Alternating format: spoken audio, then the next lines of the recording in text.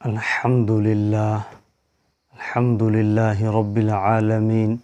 والصلاة والسلام علی سید الانبیاء والمرسلین رب اشرح لی صدری ویسر لی امری واحلل عقدۃ من لسانی یفقہوا قولی رب زدنی علما رب زدنی علما رب زدنی علما۔ بسم اللہ الرحمن الرحیم۔ آج ہم طہارت کے کچھ متفرق مسائل پڑھیں گے۔ پہلا مسئلہ یہ ہے، جو چیزیں بغیر دھوئے پاک ہو جاتی ہیں، خواہ ملنے سے یا خشک ہونے سے، وہ اگر کسی طرح تر ہو جائیں تو ناپاک نہ ہوں گی، اور اسی طرح اگر یہ چیزیں کسی قلیل پانی میں گر جائیں تو وہ پانی ناپاک نہ ہوگا۔ یعنی جو چیزیں جیسے چاقو ہے، تلوار ہے، چھری ہے، جو چیزیں دھونے کے بغیر بھی پاک ہو جاتی ہیں، یعنی ان کو ہم نے رگڑ لیا، مل لیا، وہ پاک ہو گئی، اور خشک ہونے سے، وہ اگر خشک ہونے سے بھی پاک ہو جاتی ہیں، تو وہ چیزیں ان پر اگر کوئی پانی پڑے، یعنی جس کی وجہ سے وہ تر ہو جائیں تو وہ ناپاک نہ ہوں گی،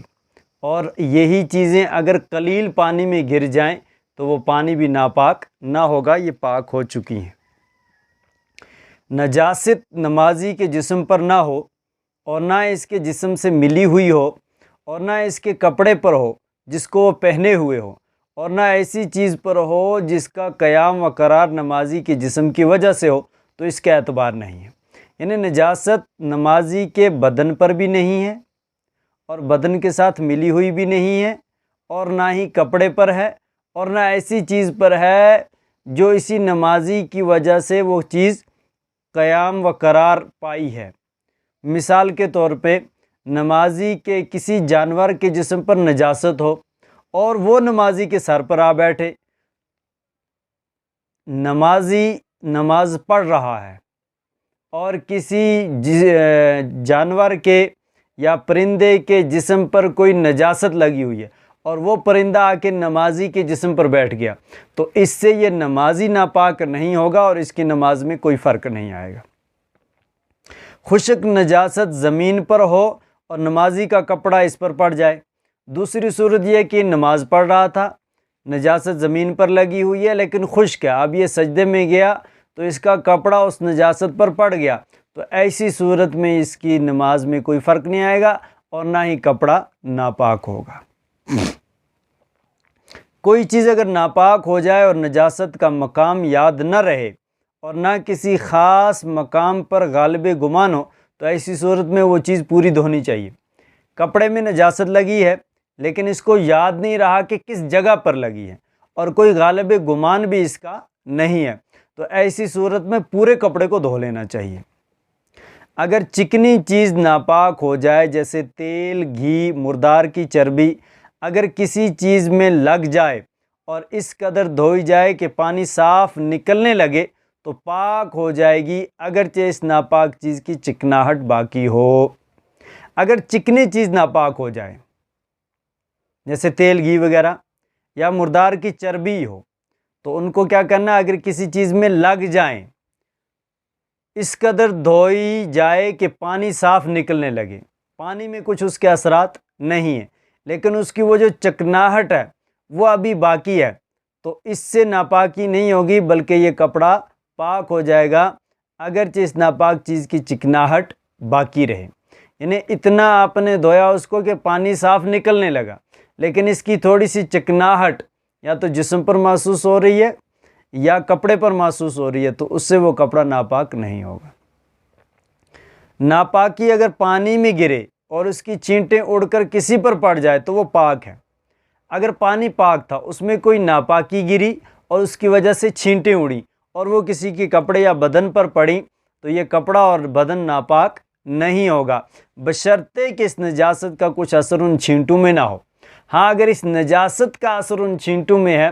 تو پھر وہ دیکھا جائے گا نجاست غلیظہ ہے کہ خفیفہ ہے، اور پھر کتنی پڑی ہے اس کا حکم لگایا جائے گا، جیسے پیچھے بتایا جا چکا ہے۔ ہاں، اگر وہ پانی پڑا ہے اور اس میں ناپاکی کا اثر نہیں ہے تو اس سے وہ چیز ناپاک نہیں ہوگی۔ کپڑا اگر ناپاک ہو اور تر ہو، مگر ایسا تر نہ ہو کہ نچوڑ سکیں۔ کوئی کپڑا ناپاک تھا اور تر بھی تھا، بھیگا ہوا تھا، لیکن اتنا بھیگا نہیں ہے کہ اس کو نچوڑیں تو پانی نچڑے، نہیں، بلکہ اب پانی نہیں نچتا لیکن بھیگا ابھی بھی ہے۔ تو اس میں اگر کوئی خشک کپڑا لپٹا جائے تو وہ ناپاک نہ ہوگا۔ ایسے بھیگے تر کپڑے میں جو ناپاک تھا، اس میں اگر آپ نے کوئی سوکھا کپڑا ڈالا اور اوپر سے لپیٹ دیا تو یہ سوکھا کپڑا ناپاک نہ ہوگا، بشرطے کہ وہ ناپاک کپڑا عینی نجاست سے ناپاک نہ ہو، بلکہ ایسی چیز جس کو نجاست نے ناپاک کر دیا ہو، جیسے ناپاک پانی، یعنی عین نجاست۔ مطلب اس کا یہ ہے کہ آپ نے وہ ناپاک پانی تھا، اس میں اس کپڑے کو دھویا اور نچوڑا، اب وہ تر رہ گیا لیکن اس میں سے کچھ پانی ٹپکتا نہیں ہے۔ ایسے کپڑے میں اگر آپ خشک کپڑا لپیٹ دیں گے تو یہ کپڑا ناپاک نہیں ہوگا۔ ہاں، اگر عین نجاست جیسے پیشاب وغیرہ سے ناپاک ہوا ہو تو پھر وہ خشک کپڑا جو اس میں لپٹا گیا ہے ناپاک ہو جائے گا۔ اگر کسی کپڑے میں پیشاب کی وجہ سے وہ گیلا ہو گیا ہے اور آپ نے وہ نچوڑ لیا اور وہ تر تو ہے لیکن اب قطرے ٹپکتے نہیں ہیں، اس میں اگر خشک کپڑا لپیٹیں گے تو وہ ناپاک ہو جائے گا، کیونکہ آج اس ناپاک کپڑے پر ناپاکی کے اثرات ہیں، یعنی پیشاب ہے لگا ہوا، اور پہلی والی صورت میں وہ ناپاک پانی سے دھویا گیا تھا، اب دوسری والی صورت میں خود ناپاکی یعنی پیشاب لگا ہے، تو ایسی صورت میں وہ ناپاک ہو جائے گا اور پہلی والی صورت میں وہ ناپاک نہیں ہوگا۔ زمین یا کسی اور نجس چیز پر بھیگا کپڑا سوکھنے کو ڈال دیں یا ویسے ہی رکھ دیں تو ناپاک نہ ہوگا۔ زمین یا کسی اور نجس چیز پر، زمین نجس تھی یا کوئی اور ایسی نجس چیز پر بھیگا کپڑا سوکھنے کو ڈال دیں، بھیگا کپڑا آپ نے ڈال دیا یا ویسے ہی رکھ دیں تو ناپاک نہ ہوگا، بشرطے کہ نجاست کا اثر اس میں نہ معلوم ہو، خواہ زمین وغیرہ خشک ہو یا تر۔ ناپاک زمین تھی یا نجس چیز تھی، وہ تر تھی یا خشک تھی، آپ نے گیلا کپڑا، تر کپڑا اس پر ڈال دیا سوکھنے کے لیے، ایسے ہی رکھ دیا تو یہ کپڑا ناپاک نہیں ہوگا۔ ہاں، اگر اس نجاست کا کچھ اثر اس کپڑے میں آ گیا ہے تو اب وہ کپڑا ناپاک ہوگا، اگر کوئی اثر نجاست کا نہیں آیا تو اب وہ کپڑا ناپاک نہیں ہوگا۔ کتے کا تھوک اگر کسی برتن میں لگ جائے تو 3 بار دھونے سے پاک ہو جائے گا۔ کسی برتن میں کتے نے تھوک دیا ہے، اس برتن کو آپ 3 مرتبہ دھوئیں تو یہ برتن پاک ہو جائے گا۔ پکے ہوئے گوشت یا اور کسی پکی ہوئی چیز میں نجاست پڑ جائے تو پاک نہیں ہوگی۔ خاص اور اہم مسئلہ، مرغی یا اور کوئی پرندے کا پیٹ چاک کرنے یعنی پھاڑنے اور اس کی گندگی نکالنے سے پہلے گرم پانی میں رکھ دی جائے، جیسا کہ آج کل انگریزوں کا اور